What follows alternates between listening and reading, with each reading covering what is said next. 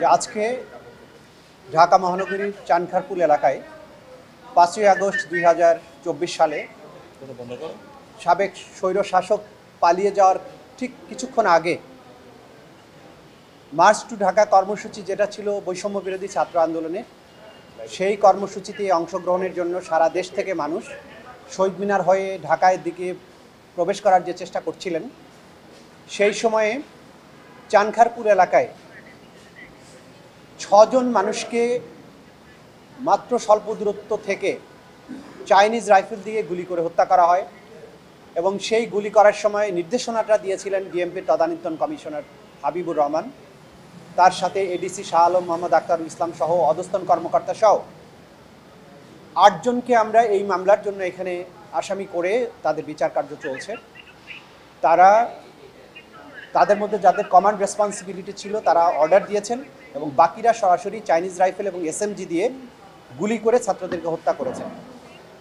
এই হত্যাকাণ্ডটা সংঘটিত হয়েছিল সারা দেশব্যাপী পরিচালিত যে ওয়াইড স্প্রেড এবং সিস্টেম্যাটিক আঘাত ছিল সাধারণ জনগণের উপরে, সেইটার অংশ হিসাবে। এটা কোনো বিচ্ছিন্ন ঘটনা ছিল না এবং যারা আক্রমণকারী ছিলেন তারা প্রত্যেকেই জানতেন যে এই আঘাতটা সারা দেশব্যাপী যেভাবে পরিচালিত হচ্ছে তারাও সেভাবে পরিচালিত করেছেন এবং এটা ছিল নিরস্ত্র সাধারণ ছাত্রদের হত্যা করার চেষ্টা।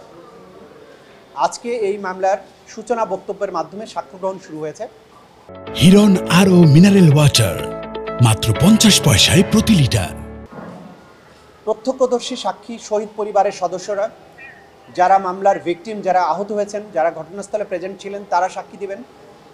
মামলার নানা রকমের ভিডিও এভিডেন্স, ভিডিও ফুটেজ, সেগুলোই মামলার অকাট্য দলিল প্রমাণ। এর বাইরে ডিএমপির কমিশনের ওয়্যারলেসের মাধ্যমে অধস্তন অফিসারদেরকে কিভাবে চাইনিজ রাইফেল ব্যবহার করে বিক্ষোভকারীদের গুলি করে হত্যা করার নির্দেশ দিয়েছিলেন সেগুলো আমরা জব্দ করে আদালতে উপস্থাপন করেছি।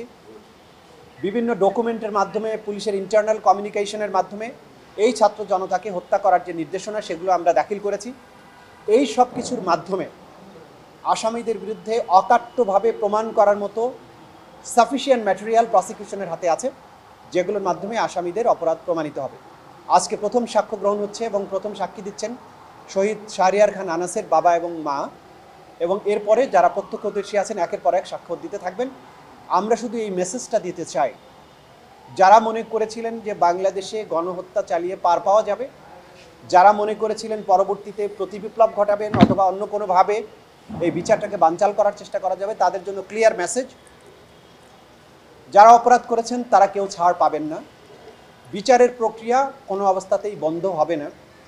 যেসব তরুণেরা রক্ত দিয়ে বাংলাদেশকে দ্বিতীয়বার মুক্ত করেছেন, তাদের পরিবার, তাদের স্বজন, তাদের সহকর্মীরা বেঁচে আছেন, তাদের সাক্ষ্যের মাধ্যমে এই যে 1,500-এরও বেশি মানুষের জীবন যাওয়া, তাদের পরিবারের প্রতি জাস্টিস করার যে চেষ্টা, সেটা রাষ্ট্রের পক্ষ থেকে নিশ্চিত করা হবে। এই ব্যাপারে আমরা আপনাদেরকে গ্যারান্টি দিচ্ছি। Thank you.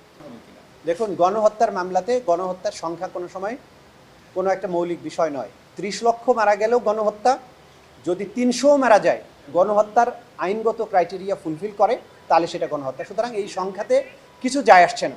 আমরা আদালতের কাছে প্রমাণ করব যে ওয়াইড স্প্রেড এবং সিস্টেম্যাটিক পদ্ধতিতে মানবতা বিরোধী অপরাধের অংশ হিসাবে মানুষকে গুলি করে হত্যা করা হয়েছে কিনা। সেটার সংখ্যা 1000 হতে পারে, সেটার সংখ্যা 1500 হতে পারে, সেটার সংখ্যা আরও বেশি হতে পারে, কম হতে পারে। তার জন্য বিচারিক প্রক্রিয়ায় কোনো প্রভাব পড়বে না, কারণ এইটা কোনো সাধারণ মার্ডার কেস নয়।